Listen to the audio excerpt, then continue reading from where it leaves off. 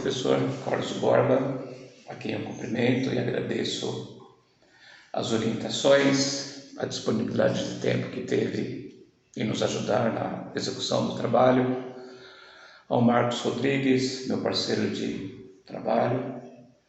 O tema que nós abordamos dentro da proposta inicial foi sobre a vida da vereadora Marielle Franco, assassinada em 2018, enquanto exercia o seu mandato de vereadora pelo Rio de Janeiro.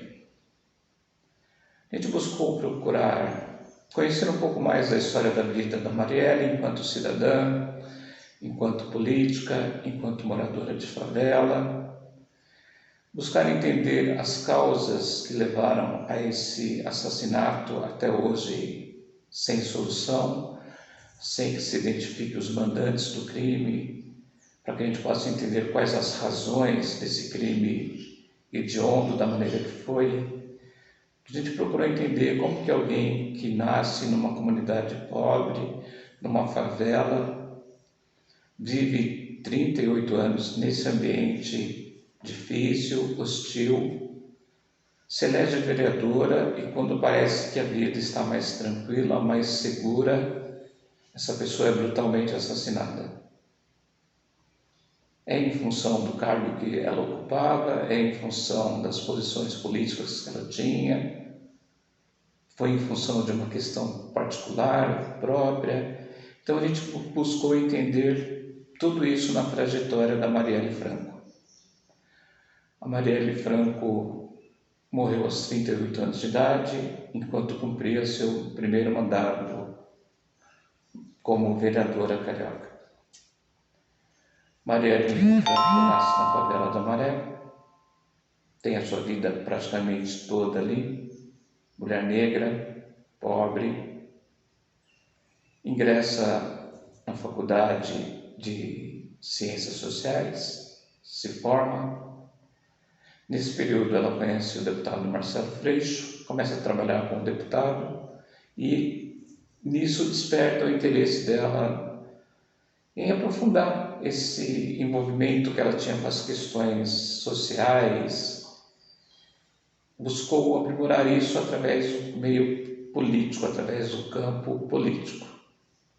Se candidata a vereadora, se elege e ela tem o foco do seu trabalho voltado para essas questões das minorias, da discriminação, do racismo.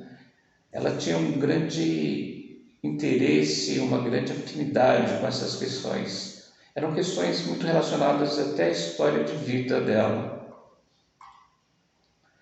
Ela desenvolve trabalhos nessa área, ela está em constante contato com a comunidade local, sempre buscando atender o interesse dessa parcela da sociedade, muitas vezes esquecida, ignorada, deixado à própria sorte. Então a Marielle abraçou essa causa e era nessa causa que ela militava. Em 2018, ao sair de um evento com esse público, uma comunidade de mulheres negras, a Marielle foi vítima de uma emboscada e foi brutalmente assassinada. Os autores do crime, um ex-sargento da Polícia Militar do Rio de Janeiro e um ex-soldado, estão presos. Recentemente, o motorista que dirigiu o carro do assassino confessou a prática do crime, embora não tenha esclarecido as razões e a motivação para esse crime.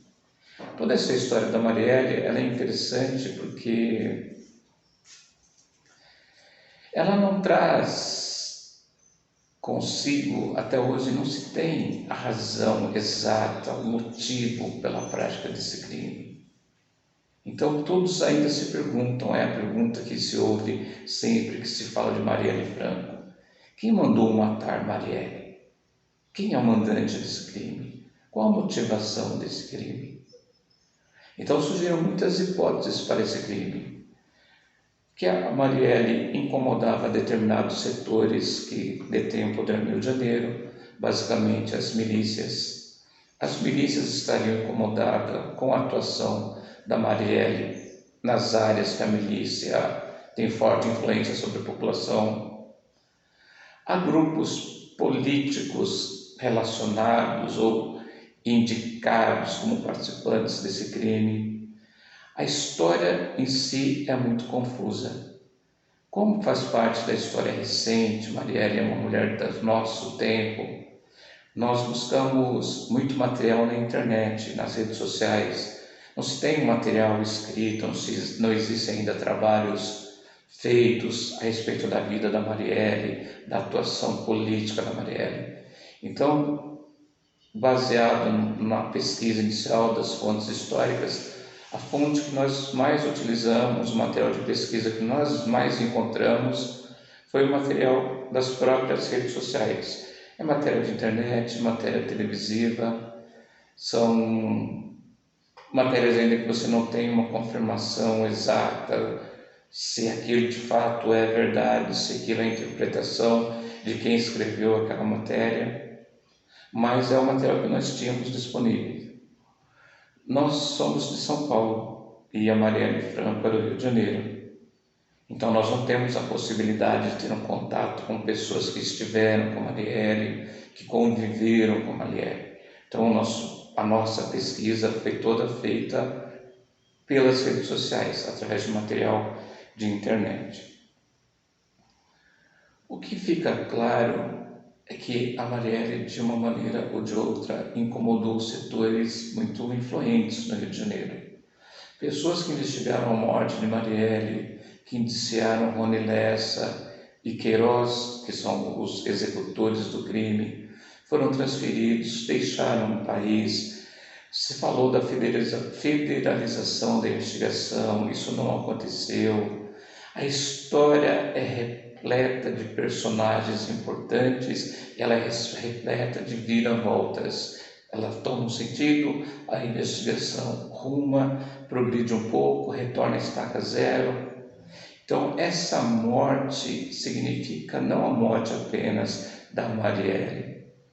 Essa morte significa um cerceamento, essa morte significa você calar os 62 mil votos que a Marielle teve.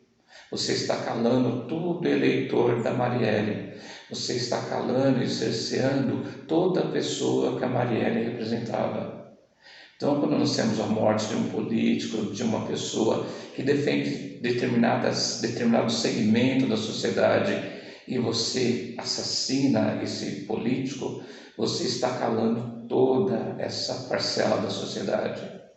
Isso assusta as pessoas, isso faz com que as pessoas retrocedam, que as pessoas que estavam dispostas a brigar por justiça social, por essa parcela mais abandonada, um fato como esse inibe essas pessoas, coloca essas pessoas na retaguarda, é um retrocesso na luta, a luta perde força.